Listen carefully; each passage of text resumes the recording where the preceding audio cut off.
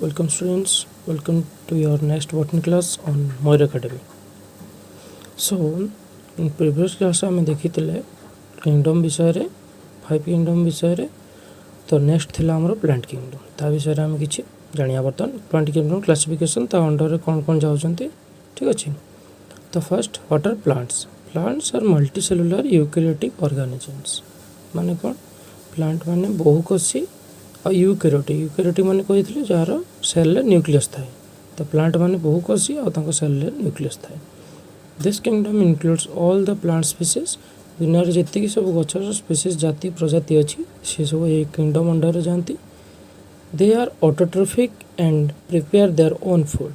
Autotrophic auto माने निजे traffic माने खाद्य प्रस्तुति करबा माने निजे खाद्य प्रस्तुति करंती।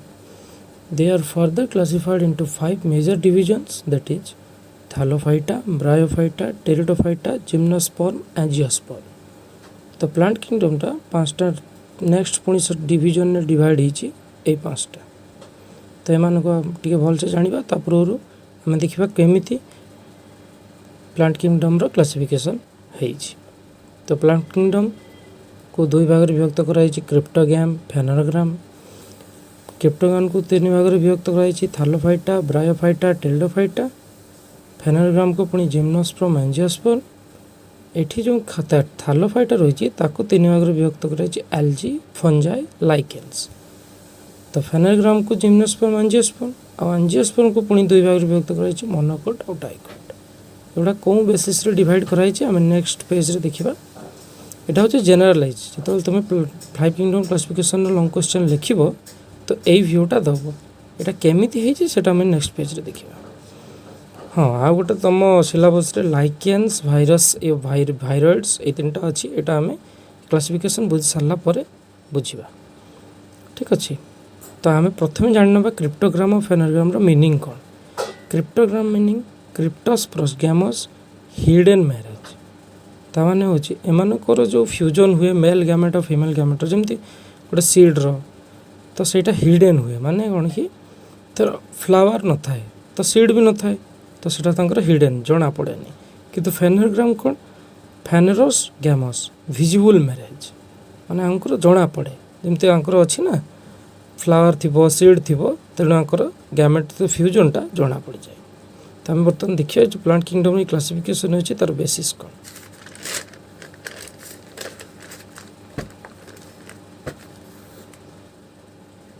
बर्तमान देखिए प्लांट्स प्रथम रहा plants kingdom do not have differentiated plant body have differentiated plant body.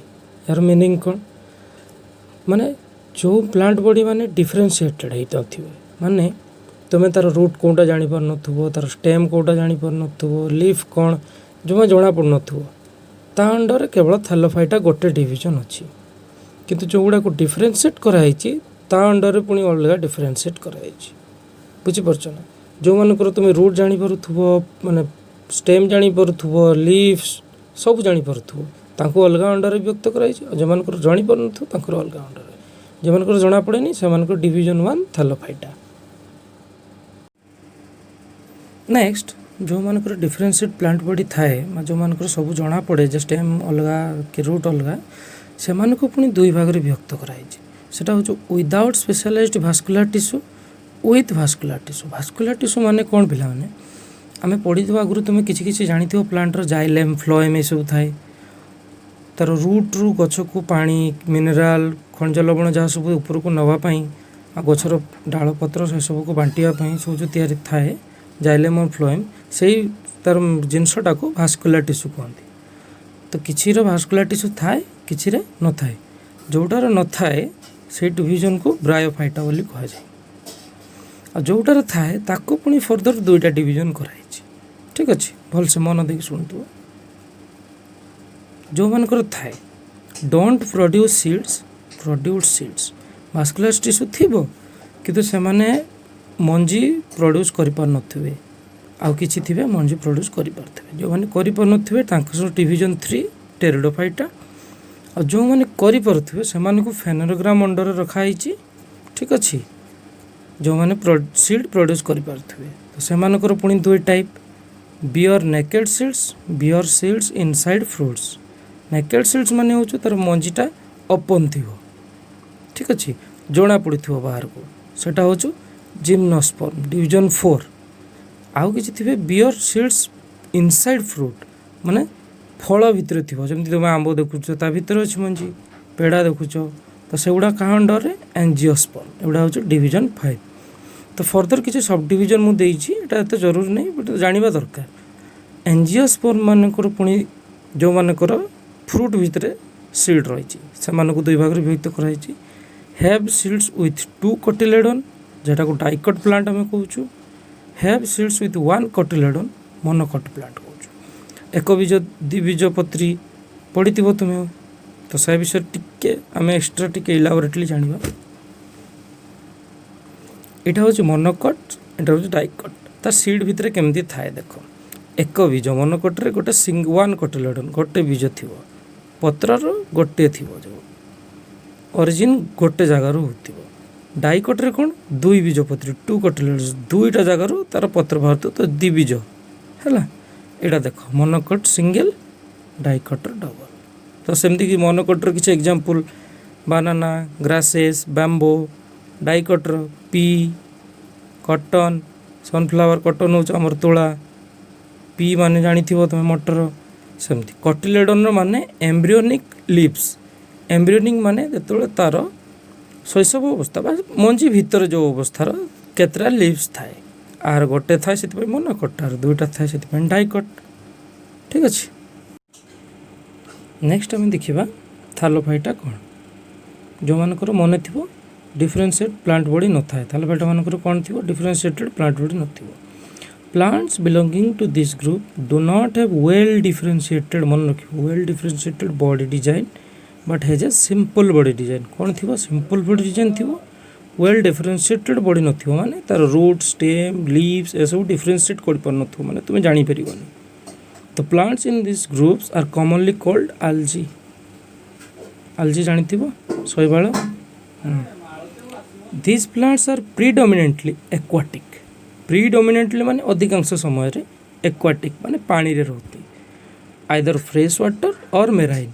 माने से माने फ्रेश वाटर माने जमती आमर पोखरी गड़िया हो सेठे रही पारती, ना मेराइन समुद्र रे। मेराइन हूँ लुणी पानी, फ्रेश वाटर हूँ आमर मीठा पानी जोटा। इट इनक्लूड्स ओनली 1 सब डिविजन algae।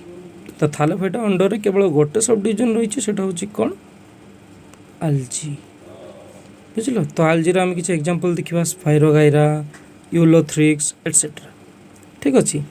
तो ये algae विषय में टिके एक्स्ट्रा जानिबा कौन सब division algae। They are autotrophs. Autotrophs माने निजे खाद्य प्रस्तुति करि पारंती, मन रखथियो। The body is simple, body simple and not well differentiated, सेटा तो बुझिला तुम थालोफाइटा अंडर अछि।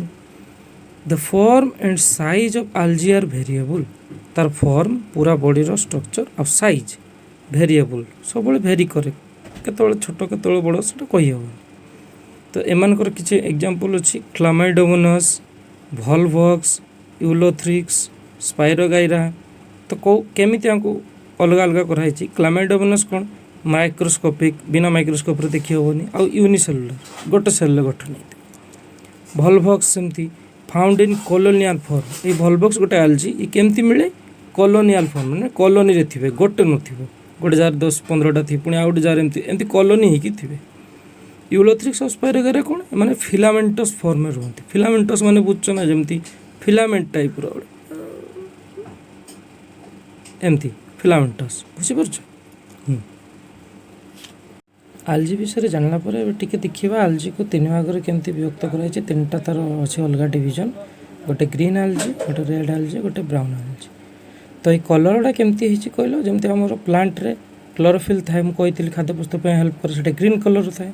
तो से भाई algae रे से क्लोरोफिल पिगमेंट रो खाली कलर गुड़ा डिफरेंट थाए। कोठी ग्रीन थाए ग्रीन algae, रेड थिले रेड algae, ब्राउन थिले ब्राउन algae, ठीक अच्छे। एबे नेक्स्ट जीवा हमें ब्रायोफाइटा अंडर को, ठीक अच्छे। तार कैरेक्टरिस्टिक तार कौन कौन रही देखा। The plant body is commonly differentiated, है डिफरेंशिएटेड थी, अनडिफरेंशिएटेड नुहे थालोफाइटा भाया। To form a stem, stem थी एंड लीफ लाइक स्ट्रक्चर, पत्र भाया। रूट्स आर नॉट प्रेजेंट मन रखियो रूट न थाए but a small root like structure किंतु गोटे छोट रूट भाया स्ट्रक्चर थिबो इज प्रेजेंट जहाँ को कौन कह जाए राइजोइड्स ठीक अच्छे राइजोइड कह जाए तो no specialise tissue for conduction of water ता माने जल को माटी रू ऊपर को नवापाई तो स्पेशलाइज टिश्यू न थाए है कंडक्शन माने ऊपर को उठेवा and other substances from one part of the plant body to another is present न थाए गोटे पार्ट रू अलग पार्ट को नवापाई पत्र पाख को नवापाई कि डाल पाख को नवापाई ता पाखर स्पेशलाइज सेमती किसी टिश्यू न थाए कहीं तार ओरिजिनल तार ट्रू रूट ही प्रेजेंट न थाए ठीक अच्छे these are called the amphibians of plant kingdom because they grow in moist areas एमान को प्लांट किंगडम रो एम्फीबिया कह जाए एम्फीबिया माने कौन जानिछ आमर जो बेंग रही से एम्फीबिया कह जाए कहीं उभय जलर भी और स्थल भी रही पारती तो प्लांट किंगडम रे एमान को ब्रायोफाइटा को एम्फीबिया कहीं कह जाए ना मैंने मॉइस्ट एरिया रुहती ना उदा ना बेसी सुखला मॉइस्ट एरिया ठीक अच्छे तो एम किसी एग्जांपल देखा मॉस जी शिउली जातीय रही मॉस ता अंडर फ्यून एरिया मार्कानसिया रिक्सिया एटा खाली मन रख तुम एग्जांपल गुड़ा ठीक अच्छे खाली मन रखापी एग्जांपल गुड़ा देचे एवं से बुझापी तुम है टाइम पर बुझ तो तापर नेक्स्ट डिवीजन आम देखा टेरिडोफाइटा ब्रायोफाइटा गला next pteridophyta in pteridophytes the plant body is sporophyte and can be differentiated into root stem leaves यार सब प्रकार डिफरेंशिएटेड रही रूट भी स्टेम भी लीव्स भी ठीक अच्छे तो एम प्लांट बॉडी टाक आम कौन कौन स्पोरोफाइट्स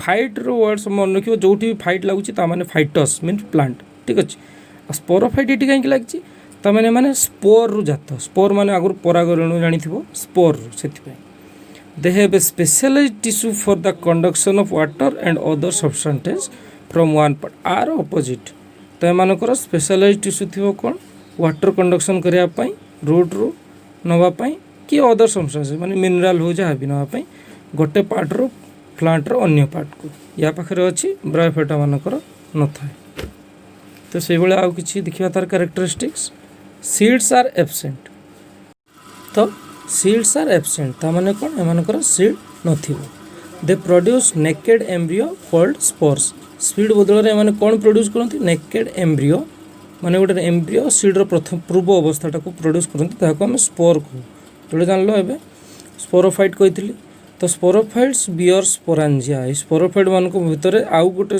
कौन स्ट्रक्चर थाए ताको स्पोरांजिया कहते व्हिच प्रोड्यूस स्पोर्स ए स्पोरांजिया रु स्पोर तैयारी हुए ता भीतर प्रोड्यूस हुए ऑन जर्मिनेशन जिते से बाहर को बाहरती this spores gives rise to a gametophyte called prothallus gametophyte माने जोटा तांकर गैमेट बा तांकर जोठू मेल की फीमेल से माने होती सेटा कौन कहते प्रोथालस तो यही प्रोथालस रे मेल सेक्स ऑर्गन टाको कौन कहते एंथेरिडिया फीमेल सेक्स ऑर्गन को कहते आर्केगोनिया एटा मन रखिबो मेल सेक्स ऑर्गन को कहते एंथेरिडिया फीमेल सेक्स ऑर्गन को कहते आर्केगोनिया तो यार किसी एग्जांपल्स फॉर्न्स सिलाजिनेला लाइकोपोडियम एटसेट्रा होला नेक्स्ट आम तापर डिवीजन देखा जिम्नोस्पर्म माने कौन gymno means naked स्पर्मा means speed जोटा तार सीडटा हूँ नेकेड थी माने ओपन थी नेकेड मान नथिबो ओपन थी